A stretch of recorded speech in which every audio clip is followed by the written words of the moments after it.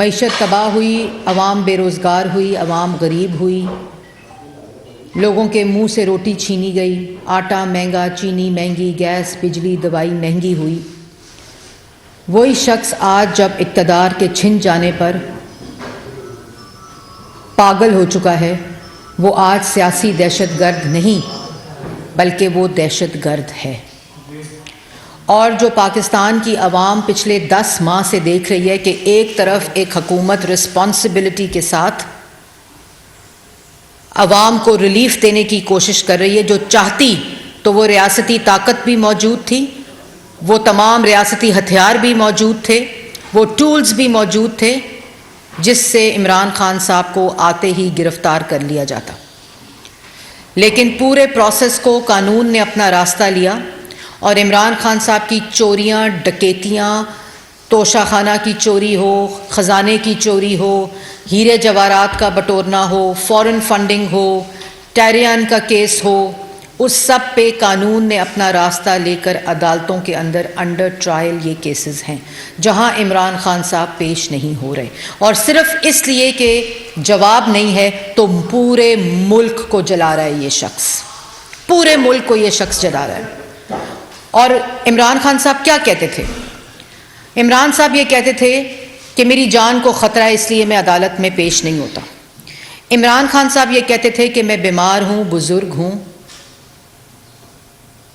تو میں عدالت میں پیش نہیں ہوں گا، مجھے یہ مار دیں گے میں اس لیے عدالت میں پیش نہیں ہوں گا، مجھے یہ گرفتار کر لیں گے میں اس لیے عدالت میں پیش نہیں ہوں گا۔ اور پولیس عدالتی وارنٹ کے اوپر، اریسٹ وارنٹس کے اوپر عمل درآمد کرا رہی تھی، اور عوام نے یہ دیکھا کہ جو چیز عمران خان صاحب کہتے تھے وہ سب غلط تھی، اسی طرح غلط تھی کہ جس طرح عمران خان صاحب نے عوام سے وعدے کیے تھے وہ جھوٹ تھے، عمران خان صاحب نے کرپشن کے خلاف نعرہ لگایا تھا وہ جھوٹ تھا، عمران خان صاحب نے 90 دن میں معیشت کو ٹھیک کرنے کی بجائے 70 سال کی جو معیشت تھی اس کا جنازہ نکال دیا، سب جھوٹ تھا۔ اسی طرح یہ ثابت ہو گیا کل کہ عمران خان صاحب جو کچھ کہتے تھے، اگر تمہاری جان کو خطرہ تھا اور اگر تمہیں قتل کر دینے کا پلان تھا تو کل کیا ہوا؟ اگر تم بیمار تھے، اگر تم بزرگ تھے، تم عدالت نہیں جا سکتے تھے تو کل کیا ہوا؟ اور اگر تمہیں گرفتار کر کے قتل کر دینے کا پلان تھا تو پھر کل کیا ہوا؟ بات یہ ہے کہ یہ ایک جھوٹا دہشت گرد چوہا ہے، اور جو ہم کہتے تھے، ہم کیا کہتے تھے؟ ہم یہ کہتے تھے یہ جھوٹ بولتا ہے، یہ عدالت کے سامنے پیش نہیں ہونا چاہتا، یہ ڈیلائنگ ٹیکٹس استعمال کر رہا ہے کیونکہ یہ چور بھی ہے، یہ فورن ایجنٹ بھی ہے، یہ جھوٹا بھی ہے اور اس نے چوری کی ہے، اور یہ ٹیریان کا والد بھی ہے۔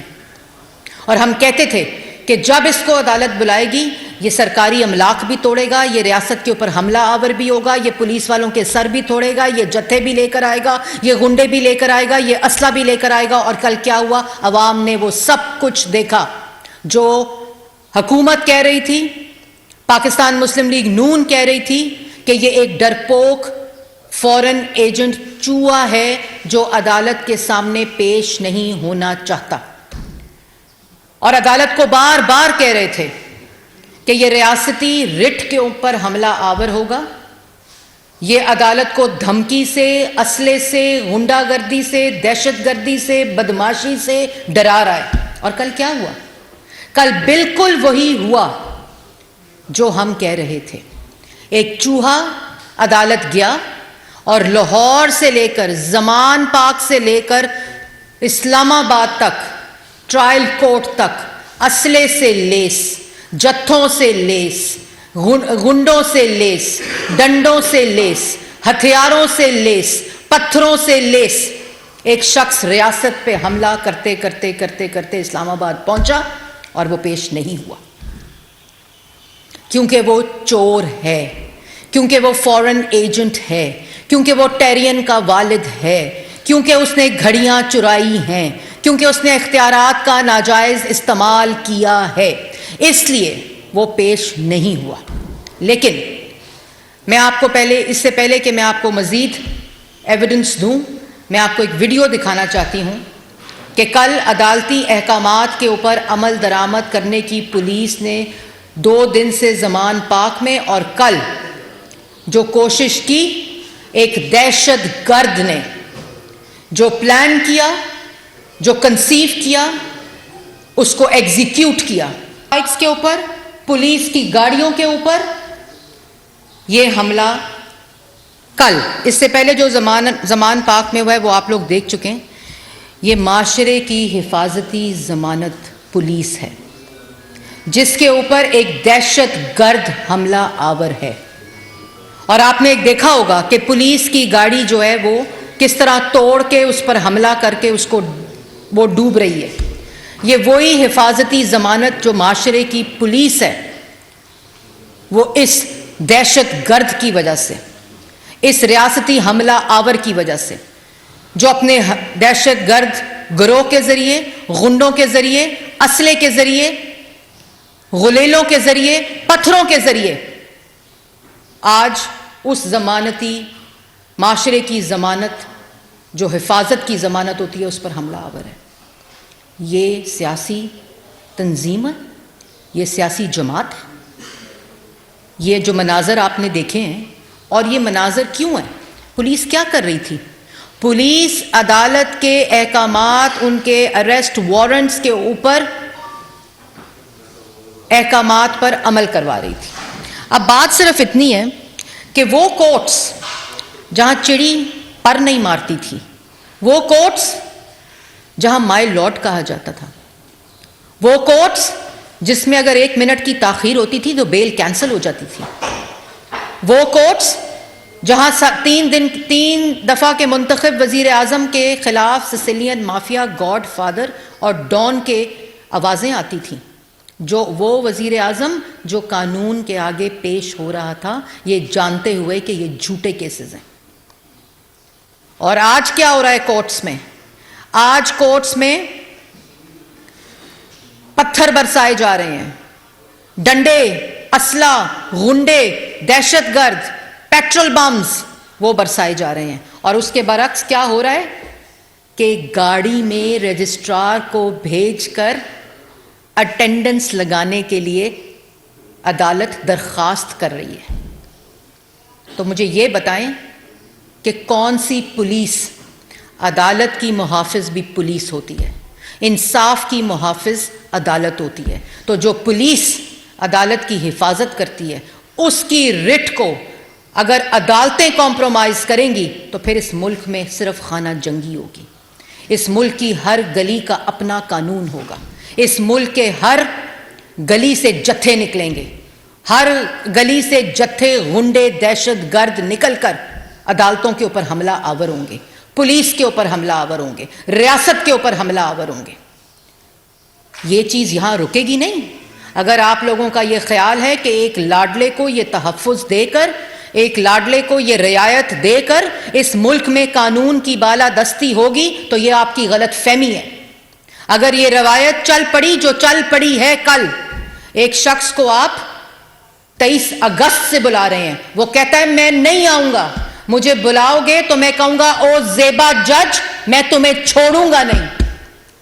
اور اگر پولیس کو کہا جائے کہ عدالت کہے کہ اس دہشت گرد کو پکڑ کر، اس مجرم کو، اس ملزم کو سامنے پیش کیا جائے، تو وہ ہنڈے لے کر، گلیلے لے کر، پتھر لے کر، اسلحہ لے کر، دہشت گرد لے کر عدالتوں کے اوپر اس طرح حملہ آور ہو اور درخواست کی جائے کہ گاڑی میں اٹینڈنس لگا لی جائے. یہ ملک کی تاریخ میں کبھی نہیں ہوا. تو پھر وہ لوگ جو کل عدالت کو یہ کہیں گے کہ ہم پیش نہیں ہوں گے، ہر گلی سے جتھے نکلیں گے، غنڈے نکلیں گے جو قانون، آئین اور انصاف کے اوپر اسی طرح حملہ آور ہوں گے. اور اس کے بعد انصاف کی، قانون کی اور عدلیہ کی پر اصرار خاموشی ملک کے لیے خطرہ بنتی جا رہی ہے.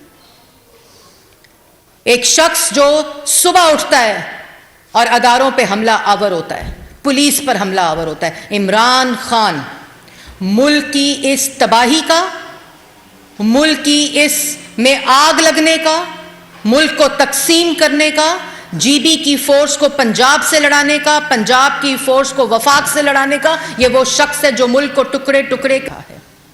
مجھے یہ بتائیں کہ کس مجرم کو, کس دہشت گرد کو, کس غنڈے کو, کس ملزم کو آج تک یہ رعایت ملی ہے کہ وہ لاہور سے چلے دہشت گرد لے کر, غنڈے لے کر, غلیلیں پتھر لے کر اور پہنچے عدالت؟ نہ عدالت کی کوئی کھڑکی بچے, نہ عدالت کا کوئی دروازہ بچے, نہ عدالت کا کوئی کیمرہ بچے, نہ عدالت کا کوئی سیکیورٹی انفراسٹرکچر بچے. راستے میں لوگوں کے موٹر بائک جلائے, پولیس والوں کی وینز کے اوپر حملہ کرے, پولیس والوں کے سر توڑے, ریاست کی رٹ کے سر توڑے, اور اس کو یہ رعایت دی جائے کہ تم گاڑی میں بیٹھو, تمہاری اٹینڈنس لگوائی جائے گی, اور یہ کہا جائے کہ عمران خان کو آنے نہیں دیا جا رہا. پولیس تو اس کو لینے گئی تھی, آپ نے اس کو ریلیف دے کر پولیس کی اس رٹ کا قتل کیا. کوئی عدالت آج سو موٹو لینے والی نہیں ہے. جو چڑیا کے پر مارنے پہ سو موٹو لیے جاتے تھے, ہر روز کی بنیاد پر وہ قانون کے سامنے ان جھوٹے کیسز کے اوپر پیش ہوتی ہے جس کی گواہیاں آ چکی ہیں کہ یہ جھوٹے تھے, لیکن اس شخص کو کوئی پوچھنے والا نہیں ہے. ریاست حکومت کا نام نہیں ہے, ریاست پارلیمان, عدلیہ اور حکومت کا نام ہے, اور ان تینوں pillars of state and constitution کی یہ رسپانسبلٹی ہے کہ وہ ملک کی, ریاست کی رٹ کے محافظ ہیں. اور اگر اس طرح ہوگا تو پاکستان جنگل ہوگا, جنگل کا قانون ہوگا, ہر گلی کوچے کا اپنا قانون ہوگا. پھر خود انصاف اور قانون ملک کو دہشت گردوں کے حوالے کر رہا ہوگا. ملک کی تاریخ میں تمام میرے خیال میں سیاسی قائدین کے گھروں کے سرچ وارنٹس نکلے ہیں. کورٹ کے آرڈر پر یہ سرچ وارنٹ نکلا ہے.